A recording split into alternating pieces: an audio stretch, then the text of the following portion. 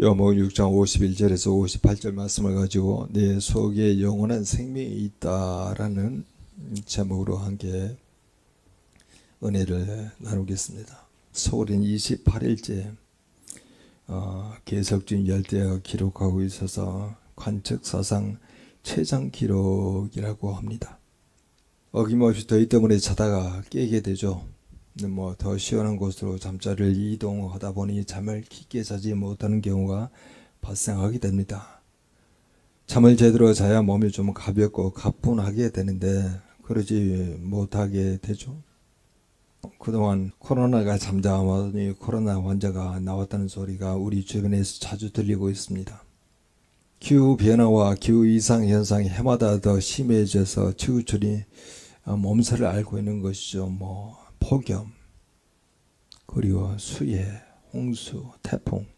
아직 확산이 지금 크게 대두되고 있지 않지만 2022년부터 원숭이 두창 바이러스라고 하는 엠폭스라고 하는 바이러스가 지금까지 38,465명 중에 1,456명이 죽었어요. 지금 굉장히 아시아권까지 지금 접근하고 있습니다.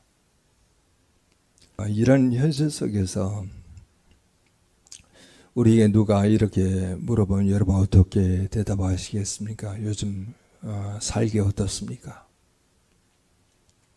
무더운 날씨 가운데 개인적으로 별 어려움이 없이 매일 생기 있게 즐겁게 살아가고 있다 하면은 요즘 살맛이 납니다. 이렇게 표현할 수 있겠죠. 마음먹으로 일이 잘 풀리고 손대는 것마다 잘 되고 있다면은 이렇게 쉽게 말을 할 수가 있을 겁니다. 그런데 오늘 설교 제목은 우리에게 더 근원적인 질문을 던지고 있습니다. 당신 속에 영원한 생명이 있느냐? 그렇게 우리에게 물어본다는 거예요. 우리 속에 영원한 생명이 있습니까? 누군가 우리에게 그렇게 질문을 던지게 되면 우리는 예, 내 속에 영원한 생명이 있습니다. 이렇게 명쾌하게 답할 수 있을까요?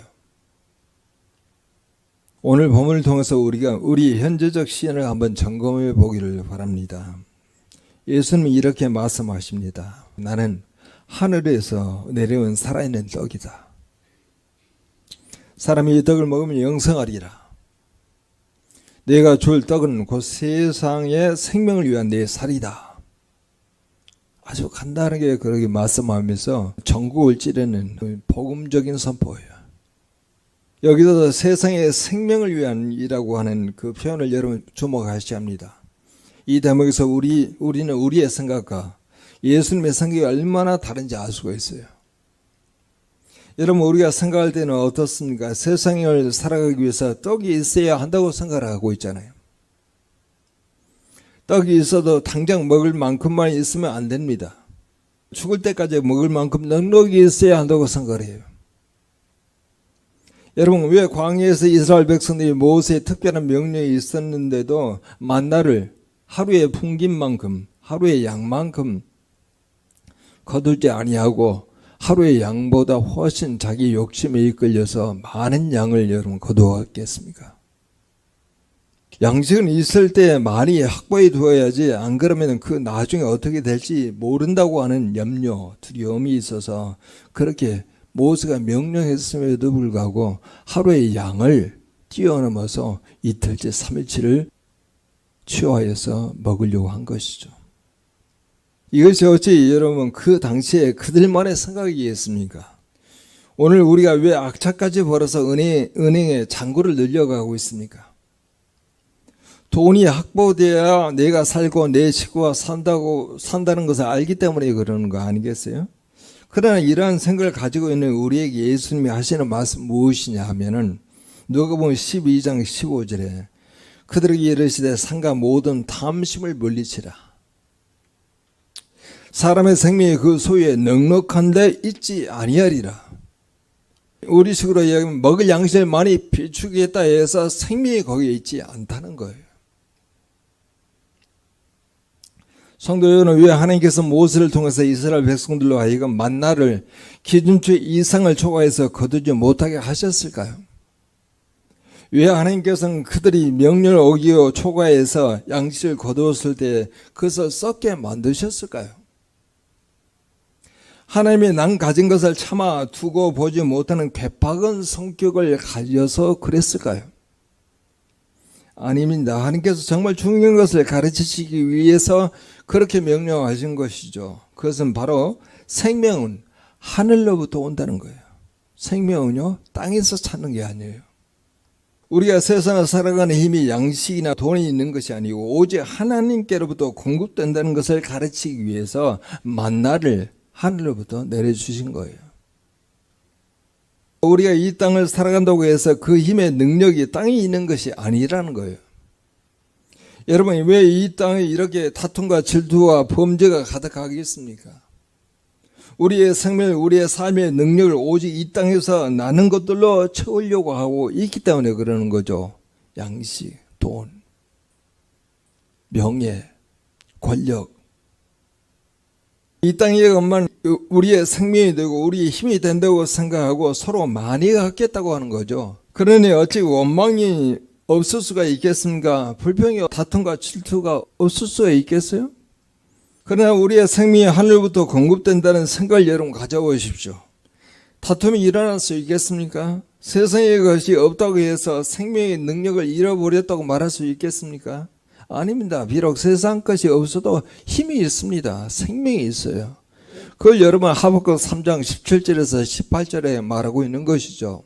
비록 뭐가 무성치 못하고 포도나무에 열매가 없고 감람나무에 소출이 없어도 또 외양간에 소가 없고 또 이같이 우리의 양이 없어도 또 밭에 먹을 것이 없어도 나는 여러 말미암아 즐거워하고 나의 구원의 하나님으로 기뻐하리라.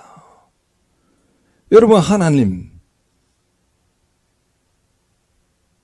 여호와 하나님, 나의 구원의 하나님, 하늘에 계시잖아요. 그분을 우리가 만족하며 살아가는 존재라고 우리가 지금 구원을 받아 지금 살아가고 있는 거예요. 우리의 삶의 현실은 뭐냐? 여호와 하나님이에요. 오늘 본문에 나와 있죠. 예수님께서 내가 여호와 하나님께로부터 보내심을 받았기 때문에 나는 여호와로 말미암아 살고 너희도 유대인들에게 그렇게 말하고 있잖아요. 너희도 나로 말미암아 살게 하리라. 그렇게 말하잖아요. 거기 복음 아니겠어요? 거기 예수 그리스도 아니겠어요? 그래서 우리의 삶의 현실은요, 어떤 일이 발생해서 그걸로 인해서 끙끙대며 살아가는 게 아니고 우리의 삶의 현실은 예수를 만나서 그분과 관계하며 살고 있는지를 계속 하나님께서 물어보시는 거예요. 나는 주님을 만나고 있습니까? 주님과 관계하고 있습니까? 주님과 소통하고 있습니까? 주의 음성을 듣고 있습니까? 주님의 인도하심을 받고 살고 있습니까? 주님의 함께 하심을 경험하고 있습니까? 그걸 지금 계속 물어보고 있는데도 불구하고 여하치 광야에서 만나를 경험하는 이스라엘 백성들처럼 눈에 보이는 그 만나를 내일 것까지 모레 것까지 준비해가지고 갖추려고 할 때마다 하나님께서 다 썩게 만드시잖아요.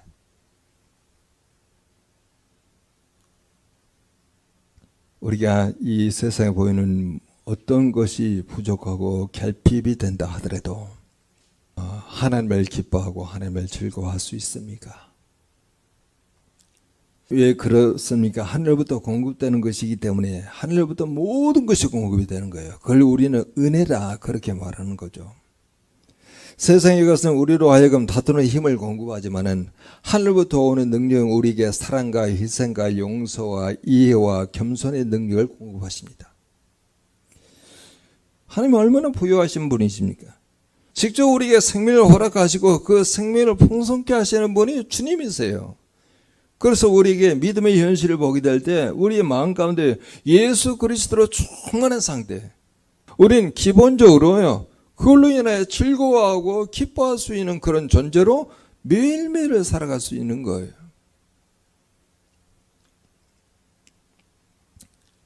만나가 이스라엘 백성들로 하여금 그 험한 광야에서 살아날 생명과 능력을 주었듯이 오늘 예수 그리스도를 통해서 하늘 양식, 역시 광야 같은 이 땅을 살아갈 때 우리에게 주시는 능력과 양식이 바로 예수 그리스도예요.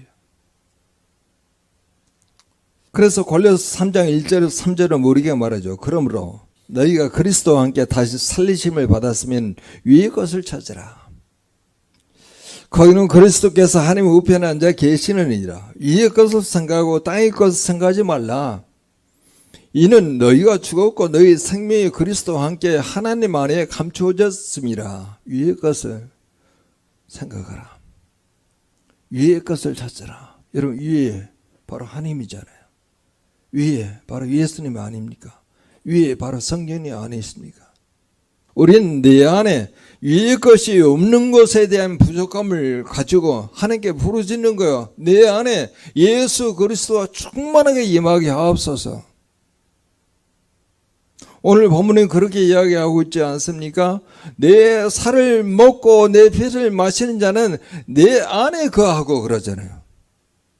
내 살을 먹고 내 피를 마시는 자는 예수 안에 거하고 나 예수도 그 안에 거하느니라. 여러분, 다른 생각에 지금 들어올 겨를이 없잖아요. 예수의 살을 먹고 예수의 피를 마시는 자는 내 안에 거하고 예수 그리스도 안에 거한다고 그러잖아요. 이 세상으로부터 오는 여러 가지 이 경쟁의 사회에서 어떤 더 많이 벌고 더 많이 쓰고 더 많이 먹고 하는 그런 내용이 들어올 겨를이 없어요. 왜냐하면 다른 내용이 들어오게 되면 우리에게는 계속 범죄가 되거든요. 탐심이잖아요. 시편 28편 7절은 이렇게 말합니다. 여호와는 나의 힘과 나의 방패이시니 내 마음이 그를 의지하여 도움을 얻었도다. 그러므로 내 마음이 크게 기뻐하며 내 노래로 그를 찬송하리로다. 먹을 양식을 많이 가지고 있으면 그게 나의 힘이고 나의 생명이 아니라는 거예요. 여호와가 나의 힘이십니다. 나의 방패이십니다. 그리고 나의 마음이 그를 여호와를 전적으로 의지하여 도움을 얻었도다. 그러면 그 상태가 마음이 기뻐한다는 거예요. 그리고 노래로 여호와를 찬송할 수 있다는 겁니다. 성도 여러분, 베세다 광야로 몰려왔던 군중들이 불쌍히 여기신 그 예수님은 오병의 기적을 통해서 주림배를 다 채워주셨습니다. 베세다에서 오병의 기적을 체험한 이스라엘 군중들은 이번에도 떡의 기적을 바라고 예수님을 찾아서 가버나움으로 왔던 거예요. 어떻게 보면 얼마나 안타까운 모습인지 모르겠습니다. 인간적으로 말한다면 얼마나 얄미운 모습일까. 그러나 예수님께서 이들을 믿게 보지 않으셨습니다. 오히려 이들을 불쌍히 여기셨던 것이죠. 오직 먹고 사는 문제에 얽매여서 그 이상을 바라볼 줄 모르는 이들을 불쌍히 여기셨어요. 그래서 영원한 생명과 창은 양식에 대한 가르침을 지금 베푸시는 겁니다. 이것이 바로 인간들, 아니 우리를 향한 예수님의 생각이요 또 사랑인 것이죠. 대단히 세심하고 너무나 세심한 사랑을 우리에게 보여주고 있습니다. 필요할 때 육의 만나를 주십니다. 또 필요할 때 영혼의 만나를 베풀어 주십니다. 여러분이 오늘 여기까지의 상을 여러분 곰곰이 뒤돌아 보시기 바랍니다. 오직 자기의 힘으로 살아온 것 같습니까? 아니면 예수님이 도와주셨지만은 가마에면 콩나듯 어쩌다 한번 도와주신 것 같습니까? 히브리서 기자는 하나님께서 우리의 베푸신 은혜를 때를 따라 돕는 은혜라 그렇게 말합니다. 고린도 전서에 있는 내용은 보라 지금이 구원의 날이요 은혜 받을 때라 그렇게 말합니다. 그렇습니다. 우리 하나님 우리에게 주시는 은혜는 기분 좋을 때 한번 쏟아 주셨다가 거두어 가시는 은혜가 아니죠. 그것은 이 세상 재력 가진 사람이 도는 방식이죠. 우리의 하나님 은혜는요 구조와 같아요. 시스템이라고 말할 수 있죠. 물이 필요할 때는 물을 주시고 돈이 필요할 때는 돈을 주시고 경우에 따라서는 병이 필요할 때는 병을 주시기도 해요. 그래서 병을 주셔서 우리의 교만이나 불신앙을 고치는 은혜가 있다는 거예요. 이 은혜가 있기에 오늘 우리가 있을 수 있습니다. 그래도 부족하게나마 우리에게 겸손이 있고 믿음이 있습니다. 그리고 하나님 앞에서 부끄럽지만 그래도 신앙 인격이라는 것도 있어요. 그러므로 이 은혜에 감사하며 안에는 점점 믿음으로 견고해지고 은혜로 말미암아 그리스도에게까지 자라나는 복된 우리 전인 가족들이 되어야 되겠죠. 52절을 한번 여러분 보시기 바랍니다. 52절 같이 한번 읽어보도록 하겠습니다. 그러므로 유대인들이 서로 다투어 이르되 이 사람이 어찌 능히 자기 살을 우리에게 주어 먹게 하겠느냐. 이건 이성적인 판단이잖아요. 불완전한 인간이 이성적인 판단에 의지하는 그런 어떤 삶에 대해서 인간의 불행한 단면을 우리에게 보여주고 있습니다. 우리는 믿음으로 살아가는 존재이지 이성의 판단에 따라 살아가는 존재가 아니에요.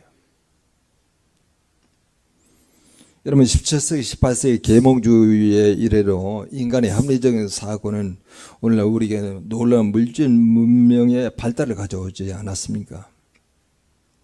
이 합리적인 사고 체계의 가장 큰 폐해는 바로 뭡니까?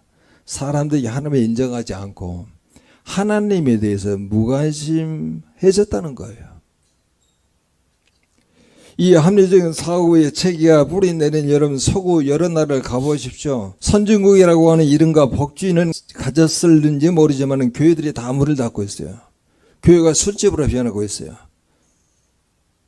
교회가 유적지로 변하고 있어요. 왜 이런 현상들이 나타나고 있습니까? 하나님의 신령한 일은 인간의 딱딱하게 굳어버린 이성과 사고의 체계는 도저히 볼 수가 없기 때문에 그렇습니다. 이성으로는 안 보여요. 이성으로는 깨달을 수가 없어요. 한때 이 세상에는 종교가 절대화되어서 인간의 이성과 합리적인 사고를 완전히 봉쇄한 암흑기가 있었잖아요. 그때 사람들은 스스로 종교의 포로가 되어서 인간다움의 어떤 권리나 행복도 누리지 못한 채 죽어왔습니다. 그러나 인간의 이성이 완전히 인간을 지배하는 오늘날은 어떤 현상이 나타나고 있습니까? 인간이 누릴 수 있는 모든 행복과 쾌락을 누릴 수 있는 장치는 마련되어 있지만은 다 영혼들이 죽어가고 있어요. 그 안에 생명이 없잖아요. 그 안에 하나님이 없잖아요. 그 안에 성령님이 없잖아요. 그 안에 말씀이 없잖아요. 그래 죽는 거예요. 세상에 우리에게 유익할 수 있는 그런 모든 환경은 극도로 발달하고 있는데 삼생명 되신 예수 그리스도가 없고 여호와 하나님이 안 계시고 성령님이 안 계시잖아요.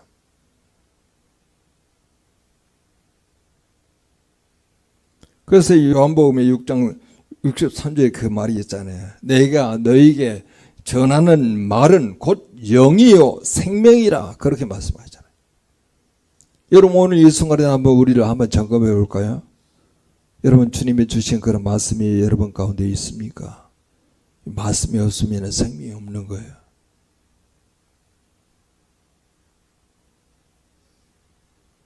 예수 그리스도가 여러분 안에 거하십니까? 거하지 않으면 생명이 없어요. 세상적으로도 인간을 쾌적하게 할 수 있는 환경과 그런 문화와 그런 경제 수준은 발달하고 있는데 그런데 그 순간순간마다 영적으로는요 하나님을 못 느끼는 거예요. 하나님을 간절히 사모하지 않아요.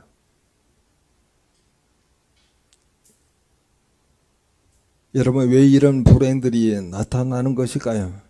그것이 바로 이미 굳을 대로 굳어버린 인간의 이성과 합리적인 체계로는 신령한 것들, 신앙과 하나님의 말씀에 대한 것들을 들을 수도 없고 볼 수 없기 때문인 거예요. 여러분 성경을 보십시오. 인간의 이성이 절대화된 눈으로는 읽을 수가 없습니다. 또 본다고 하더라도 절대로 깨달아질 수 있는 것도 아니죠. 그래서 사도 바울이 준 교훈이 무엇입니까?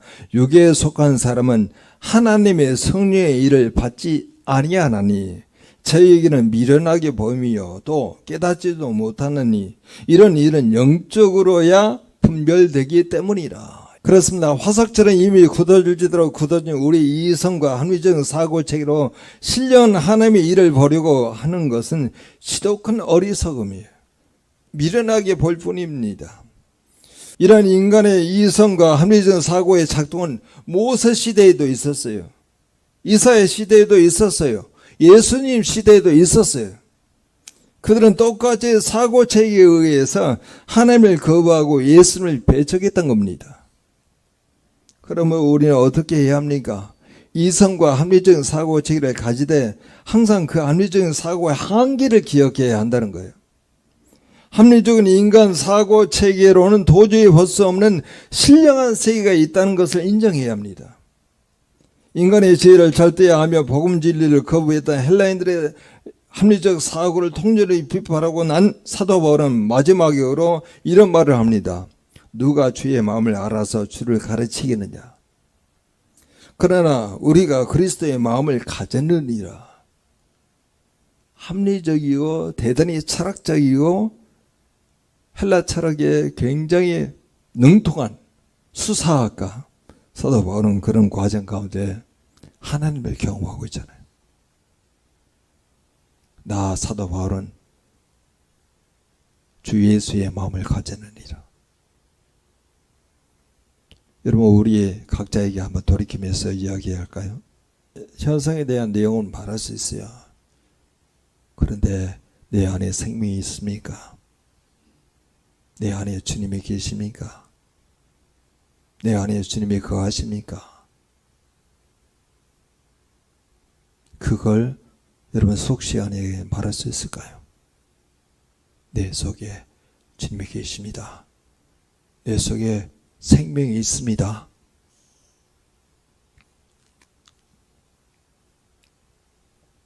아무리 인간 이성과 지성이 발달되어 있는 시대에 산다라 할지라도 여전히 우리에게 절대적으로 필요한 것은 예수의 마음이에요. 그래서 우리는 자나깨나 예수 그리스도의 복음에 대한 충만함을 사모하고 우리가 만날 때마다 내 안에 계신 예수로 말미암아 지금 생명을 살아가고 있습니다 라고 하는 그런 믿음의 고백이 서로 주고받아야 되겠죠.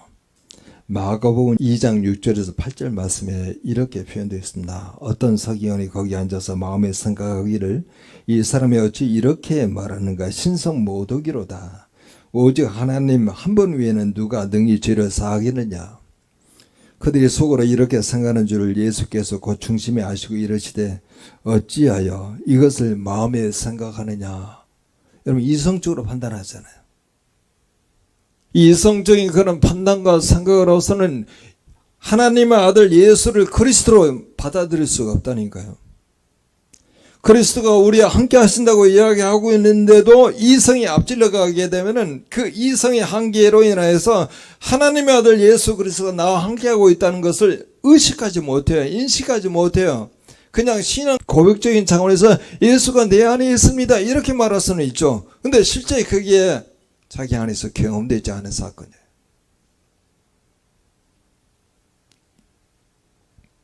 이렇게 이성적인 판단에 근거하여 서로 다투어서 유대인들이 이 사람이 어찌 등이 자기 살을 우리에게 주어 먹게 하겠느냐 이렇게 할 때 우리 예수님요 거기에 대해서 전혀 변론하지 않아요.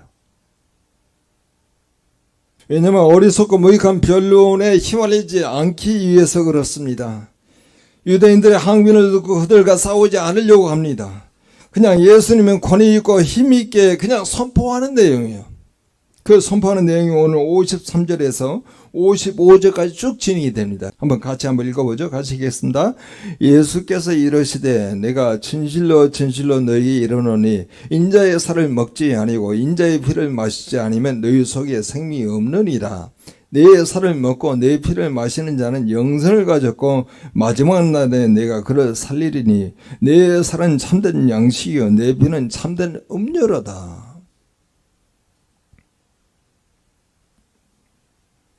자기 살을 먹어야 할 당위성을 지나서 인자의 피까지 먹어야 할 것을 강조하고 있잖아요. 이스라엘 유대 백성들에게는 상상할 수 없는 말이에요. 유대에게는 이 피는 금기되어 있잖아요. 그래서 모든 동물들의 그 짐승들의 피를 받아가지고 다 제단에 쏟는 이유도 피는 생명이기 때문에 피는 마시지 않아요. 그런데 그들이 혐오하는 그 내용, 그들이 금기하는 내용까지 덧붙여서 복음으로 선포하고 있다는 겁니다. 예수의 살을 먹고 예수의 피를 마시는 것이 오늘 무엇입니까? 자기의 살을 먹고 내 피를 마신 자의 영생을 가졌고 마지막 날에 그를 다시 살린다고 이야기합니다. 그리고 56절까지 가게 되면 그렇게까지 말이요. 내 살을 먹고 내 피를 마시는 자는 내 안에 거하고 나도 그의 안에 거하나니. 많은 성서학자는 이가 성찬식을 말하는 거다 이렇게 말합니다. 성찬식을 말하는 내용으로 다 연결지어서 삽니다. 저는 곰곰이 묵상하면서 이건 바로 우리 전인교에서 매우 강조하는 내용이에요. 내 살을 먹고 내 피를 마시는 것은 매일 말씀으로 주님을 만나는 거예요. 그리고 그분과 관계하는 걸 말하는 거예요. 하나님의 크신 은혜로 주님께서 우리에게 주신 믿음으로 말미암아 구원을 받는 자지만은 매일매일 구원을 받아야 합니다. 매일매일 구원을 받는다고 하는 것은 매일매일 말씀 속으로 들어가서 그 어떤 하나님을 만나고 그분과 교제하면서 그분이 주신 메시지를 살아내는 거예요. 그것을 구원을 받는다. 그런데 여러분이 하나님 말씀을 제대로 묵상하지도 못해요. 듣지도 못해요. 하나님 메시지를 발견하지 못해요. 그러면 그 날만큼은요 여러분의 생명을 살아내지 못한 거예요. 한번 생명을 살아내지 못하면 다음날 생명 또 못 살아냅니다. 날 잡아서 묵상해가지고 하나님 메시지를 듣겠다고요? 그렇지 않아요. 굉장히 영적 흐름이 있어요. 한 번 놓치면요 그 다음에 다시 회복하기 되게 어려워요. 에르미야 말씀을 통해서 우리가 확인하잖아요. 주께 돌아오라 돌아오라 돌아오라 그렇게 수없이 이야기하는데도 돌아오는 데까지 무려 70년의 세월이 걸리잖아요.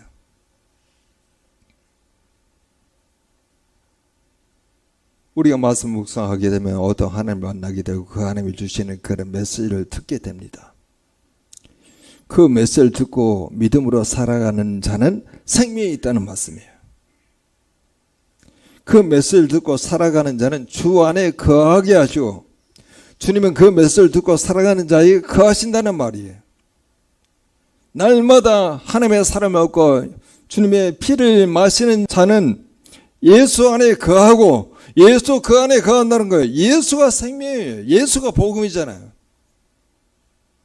그래서 우리는 하루 종일 생활하면서도 계속 우리에게 점검해야 합니다. 내 안에 예수가 있는가?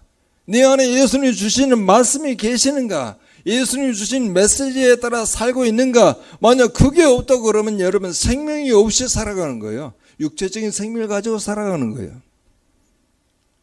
그럼 마지막 결과는요. 육체의 생명으로 끝나는 거예요. 성경은 우리에게 말합니다. 세상의 죄악에서 우리를 구원하셔서 주님께서 우리를 구원하셔서 아들의 나라로 옮기셨느니라 그렇게 말씀하잖아요. 아들의 나라 하나님 나라입니다. 여러분 57절 같이 한번 읽어보죠.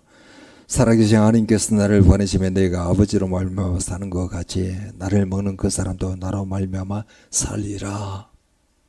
내가 주는 물을 마시는 자는 영원히 목마르지 아니하리니 내가 주는 물은 그 속에서 영생하도록 솟아나는 샘물이 되리라.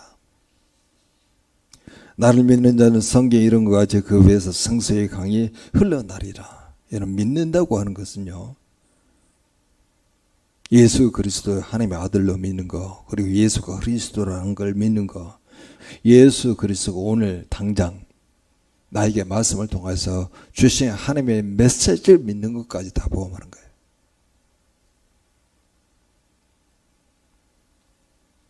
그러면서 58절에 하나가 더 추가가 됩니다. 58절 같이 한번 읽어보죠. 이것은 하늘에서 내린 떡이니 조상들이 먹고도 죽은 그것과 같이 아니하며 이 떡을 먹는 자는 영원히 살리라. 광야에서 이스라엘 백성들이 먹었던 만나 하늘에서 내렸어요. 근데 그 만나를 먹은 조상들은 먹고도 죽었다. 근데 예수 그리스도 하늘에서 내려온 떡이잖아요. 근데 그 떡을 먹는 사람은 영원히 살리라. 여러분 우리는 육체적인 생명의 한계를 가지고 있어요. 그런데 우리는 지금 아들의 나라로 옮겨서 살고 있잖아요. 죽을 수밖에 없는 육체의 한계를 뛰어넘어서 우리 영원한 세계에 지금 들어가서 살아가고 있는 거예요. 근데 지금 이 순간에 생명 되신 예수 그리스도가 내 안에 있느냐? 내가 그분 안에 거하느냐? 거기에 삶의 현실이에요. 만약 그것이 내 안에서 확인되지 않았다 그러면 구원의 확신을 받았습니까? 예, 있습니다. 그건 전혀 공소비예요. 내 살을 먹고 내 피를 마시지 아니하면은 그 안에 생명이 없고 날마다 예수 그리스도의 살과 예수 그리스도의 피, 그게 말씀이거든요. 그 말씀을 경험하여 그 말씀대로 믿고 살아가게 되면은 생명이 있고 영생을 가졌고 영원히 살리라. 다시 한번 우리 공동체가 복음을 믿고 복음을 살고 복음이 되어가는 그런 과정으로 살게 되어 우리는 참 생명을 살아가는 그런 구원의 백성이 될 수 있도록 다시 한번 이 말씀을 가지고 다 같이 통성으로 기도합니다.